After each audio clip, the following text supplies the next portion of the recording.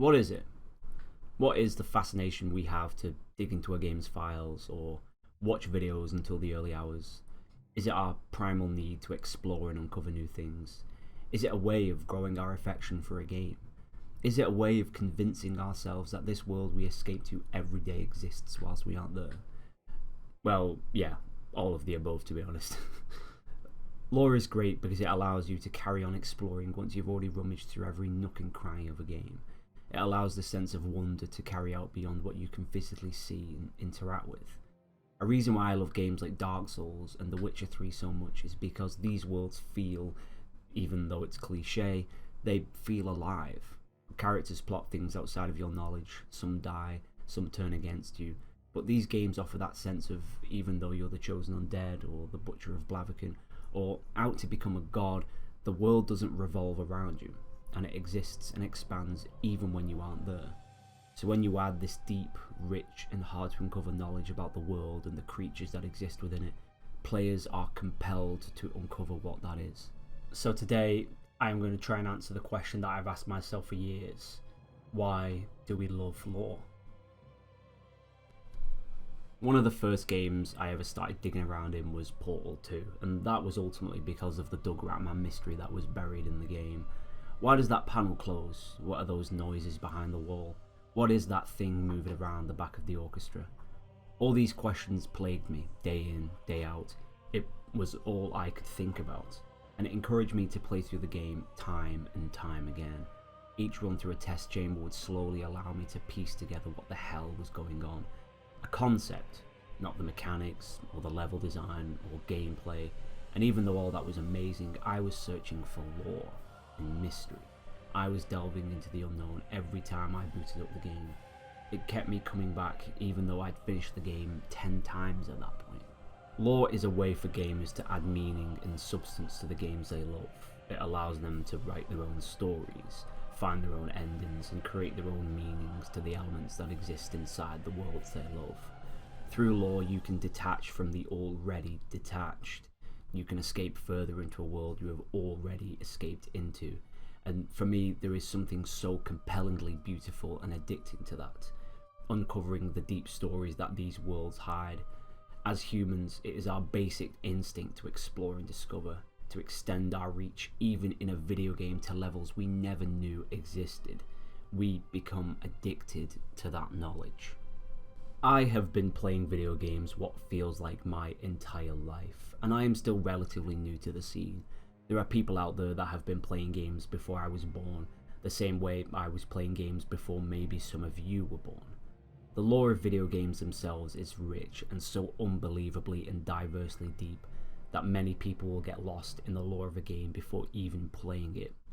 There exists entire YouTube channels, books, shows dedicated to the lore of games. Any form of media you can think of across any platform, you can see the resonating lore of games the world over, and that's what fascinates me so much. The concept of something that exists inside the confines of pixels on a screen can define people. It defines me.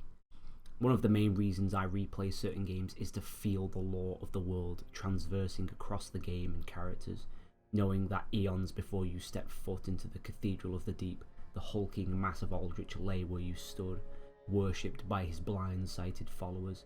It amazes me just how developers can evoke these sort of emotions through a game, something many people say are for children. Whilst playing Portal 2, you will find these hidden lures buried within test chambers. I wouldn't ever say they were scary, but definitely creepy, and even more so mysterious.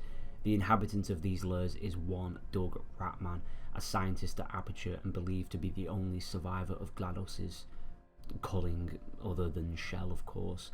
I'm sure everyone and their mothers has heard of the Doug Ratman mystery by this point. There have been countless videos and essays created on the subject, but that still doesn't remove that sense of unease. Aperture is already abandoned and in ruins by this point in time, and this believed to be insane hermit just adds to the dread. This is exactly what I mean by how incredible it is that developers create these emotions from something that isn't even the core or even side focus of the game. Did the guys at Valve realise what they had done when adding Ratman to the game? Did they understand what potential phenomenon they had created? Maybe. Easter eggs are an entire branch of lore. In fact, they are more of their own separate tree, just growing from the same roots. I cannot tell you the number of times as a kid in high school I stayed up way longer than I should have watching Mullet Mike's Creepy Gaming. The idea that there was so much more to these worlds that I had played time and time again, the fact that I could take on the role of a detective from my bedroom, combing over tall trees in search of the unknown, trying beyond all hope to complete the Black Ops Zombies Easter eggs before the sun came up. And back then, I didn't really know what I was doing or why I was doing it. It was just something to do in a game and it was fun. Lore and Easter eggs completely consumed me and I didn't even realise. As I got older, however, I began to appreciate the nuance and mystery. Sometimes there isn't a deeper meaning to why you as a gamer may love lore. It exists in a game you play for countless hours, and maybe it's just something else you take in your stride as you play. You might not watch videos on it or read up on the grand plans of a character that doesn't even appear in the game, but you would notice if it wasn't there. You would probably miss it. That's what makes lore so unique. It's an expectation that a lot of people have for a game without it ever being the main content or selling point for a game. It's an appreciation. It's a way of people interacting with games and with each other by complete means of their own interpretation.